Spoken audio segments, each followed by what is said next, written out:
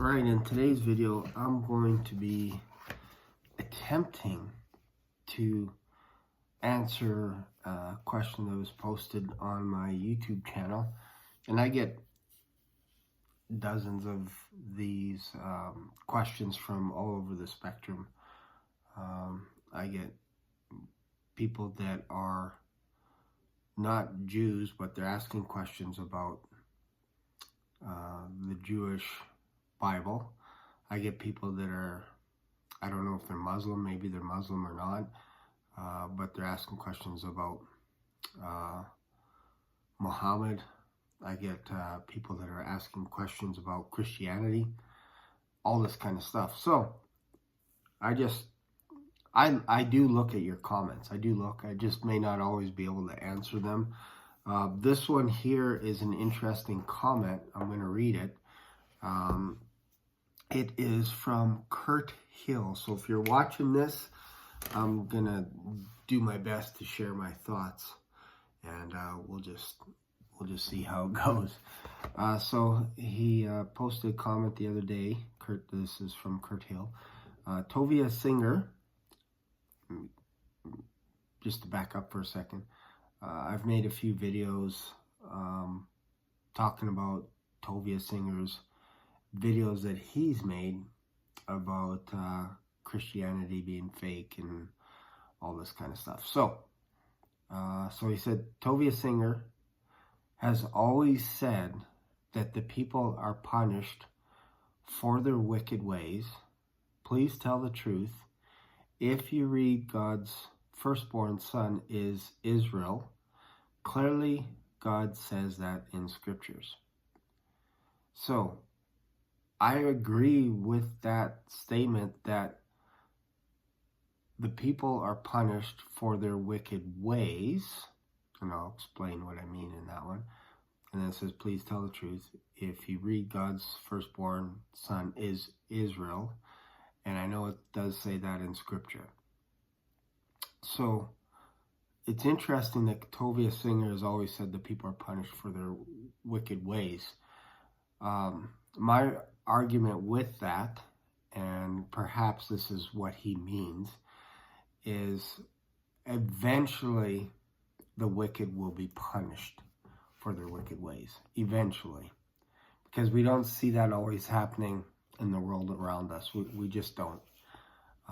We see evil men do evil things, and I've mentioned that in previous videos, and they act like they're going to get away with it. And there is a book of remembrance, a book of memory. I believe it's in the book of Zechariah, I want to say, that talks about basically God is writing everything down. Or he has someone writing everything down. Everything that we've done, good or bad. Because one of those books is going to be open at the end of days, when everybody on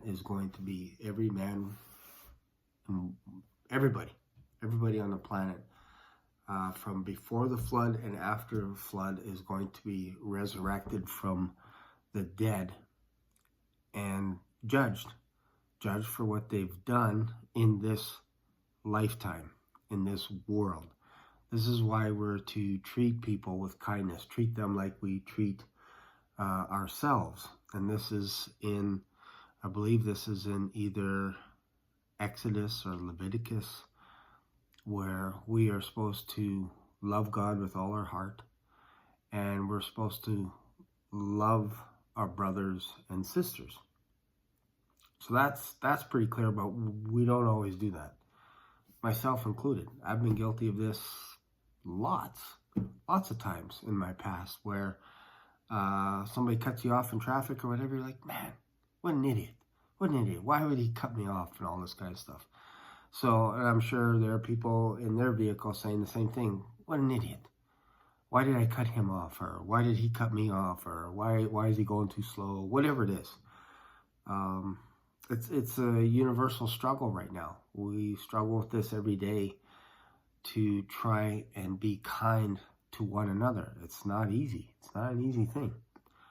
So again, I think we're both on the same page that wicked people are punished.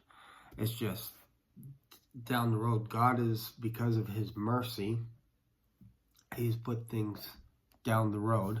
And in fact, he's actually put the judgment under his son so that his son could judge the wicked down the road. So he is the ultimate judge.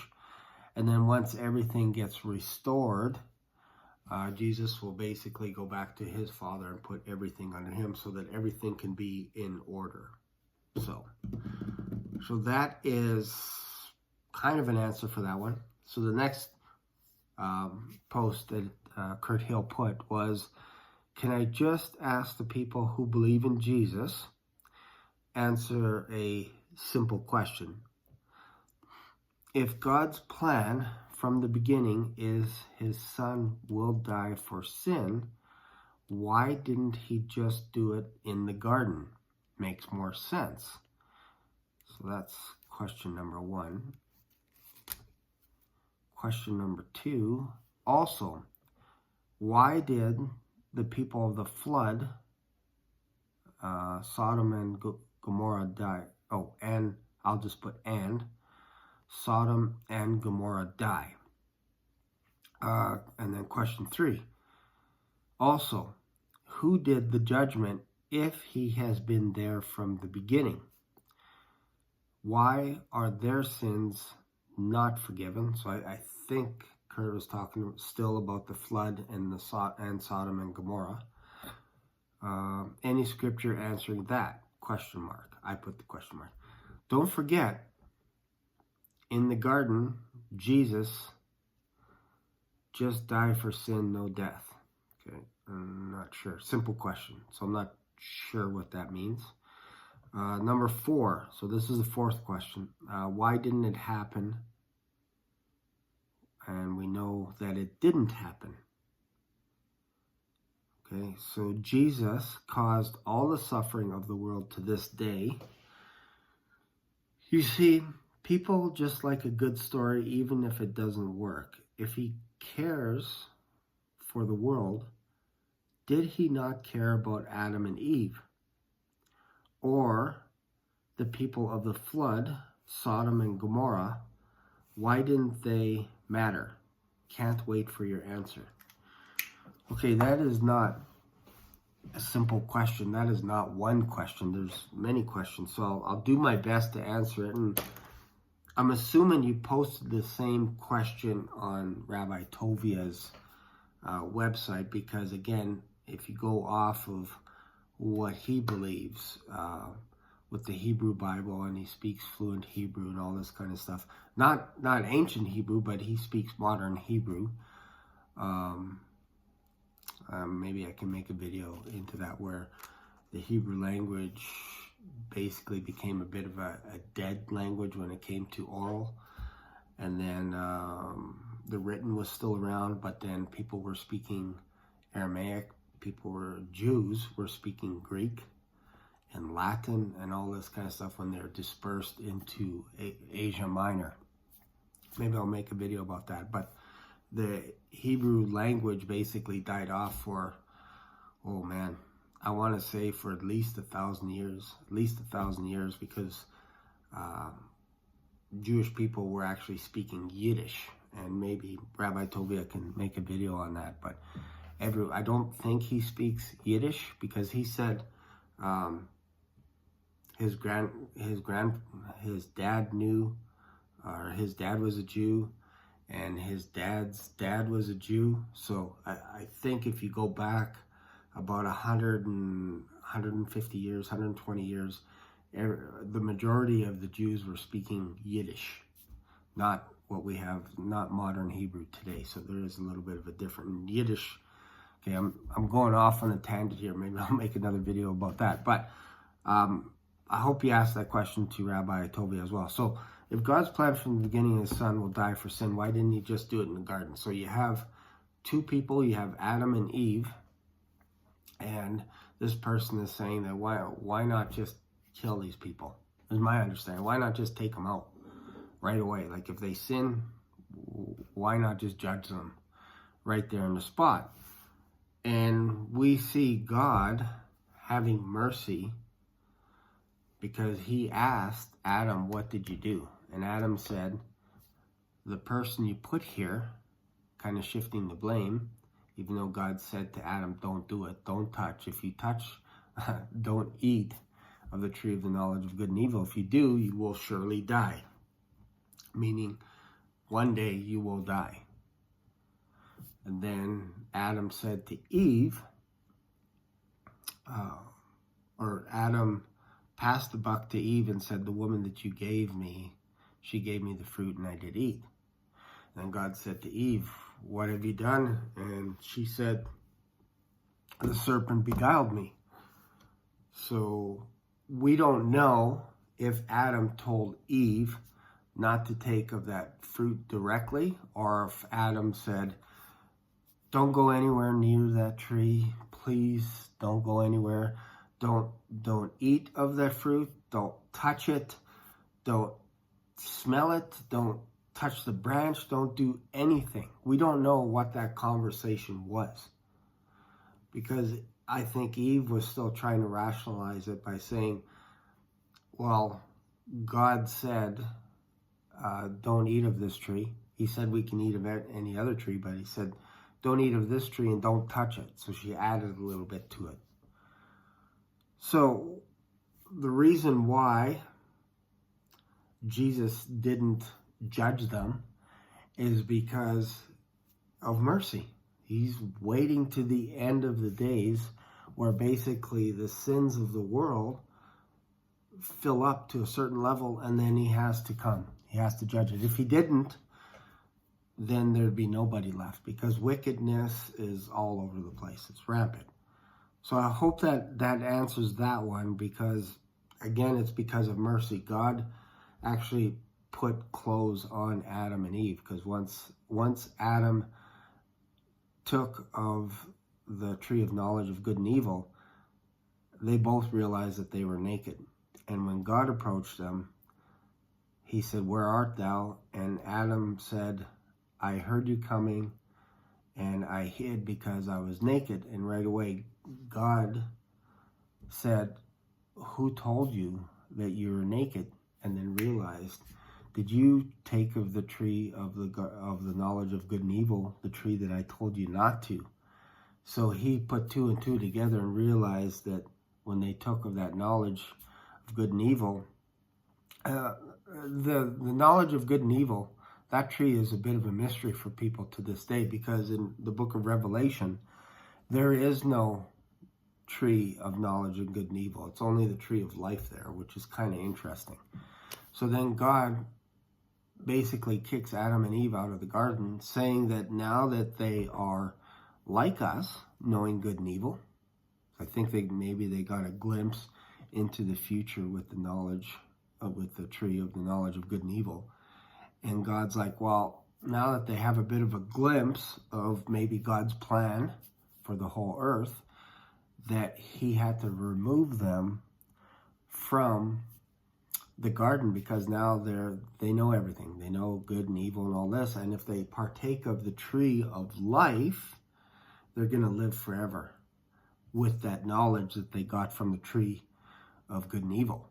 So that can't happen. You can't, because then you don't need God. You don't need him for anything. You'll just go and do your own thing. So that's what I believe, that he removed them from that because they had access to the tree of life. That was more of the thing as well. He's told them one thing that you can't do, and they did it.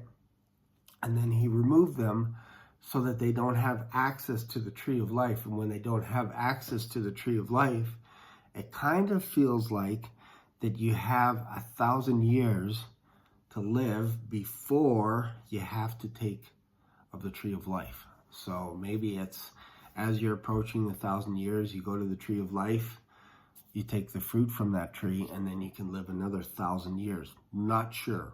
Just that's kind of what it looked like, because Adam lived to be 930 years. Methuselah lived to 969 years.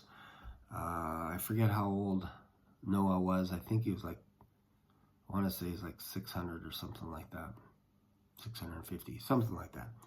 But the point is, the further away you get from the tree, the less time you live on earth.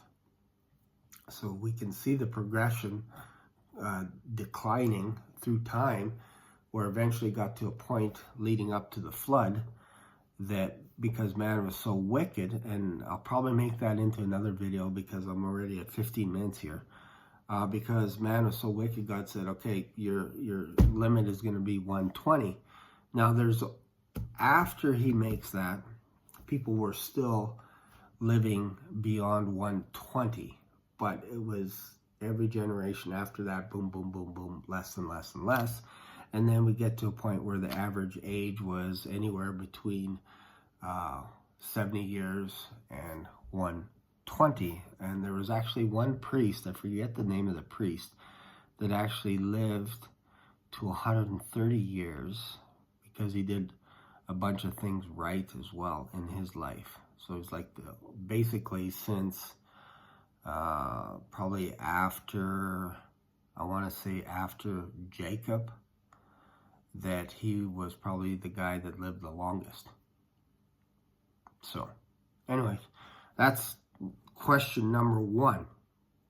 And then I'll dive into, because I don't know how much time I have on this video before it cuts out, but I can tap into the flood a little bit, and then I'll talk about Sodom and Gomorrah. And really, you got to think about mercy. So the flood, what was happening, excuse me, was people were wicked, and there is some interbreeding going on with angels and women, and giants were coming out of that. And there was all kinds of stuff going on. Angels making a covenant with each other to go down to earth and all this kind of stuff with women. And then they shared their knowledge with the women and all this kind of stuff. And God was saying, like, man is becoming wicked. The animals were being corrupted. They were being abused. People were being abused, all this kind of stuff. And it was all coming to a point where God had to judge it because of wickedness. So I'll probably talk a little bit more about that. But it's basically, it gets to a point where it gets so bad that God says, I gotta intervene. I gotta jump in. And that's what happened with the flood, is he was going to destroy the whole world with the flood, but he found Noah to be righteous. Only Noah and his family.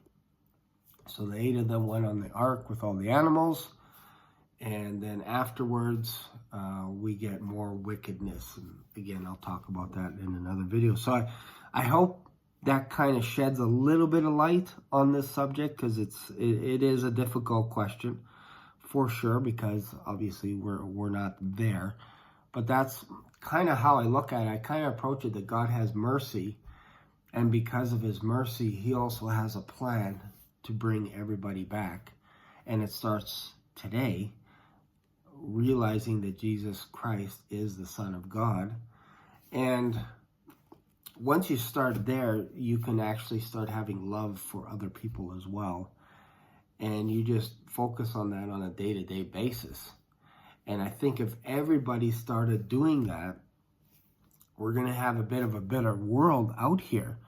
And then, like, I would love to go to Israel. My plan is probably in about 3 years. If I could save up and get a few friends to go, I would love to go to Israel. That would be a blast, an absolute blast. So we are not anti-Jews. We're not the Christians came out of the Hebrew Bible, basically. I know it sounds kind of weird, but the first Jews that accepted that Jesus Christ is the Messiah were known as Christians in Antioch. That was their nickname. They were known as Christians, but they were all Jews, which is interesting, right? So that could be another video in itself. Paul would go to the synagogues. He would preach to the Jews. He would preach to the Greek-speaking Jews and talk to them and have debates and all kinds of stuff. And that was basically his ministry, was to go after the lost tribes of Israel into the dispersion. He just wasn't going to random people on the street. He was going into the synagogues and reasoning with the Jews with the scriptures that they had, because they didn't have the New Testament. They had the Old Testament. They had the Torah, the writings, the poems. They had that. So that's all they can do, is go back into those scriptures and say, look, here's where it's prophesied that the Messiah would come. And they would go through that. That's how they would do it on a daily basis. Barnabas was a Levite. He got sent out with Paul. So it was First Peter that was shown a vision to witness to the lost tribes of Israel that were spread. And because he was helping organize the church around Jerusalem and that, not everybody can take off all over Asia Minor. So they focused on Jerusalem and surrounding area. And then they sent Paul and Barnabas out. Barnabas, who was a Levite, went and found Paul, brought him back, and then they sent them out as apostles to go after the lost tribes of Israel. And that was his ministry. So anyways, maybe I can make a video about that. So I will try and dive into more about what happened with Sodom and Gomorrah in another video. But as you can see, these are serious questions. There's lots of questions, and I hope I answered maybe a portion of it. If there's anything I'm missing, or if there's something more that you want me to dive a little bit deeper, let me know that as well in your comments. Thanks for watching, and I'll see you in another video. Bye for now.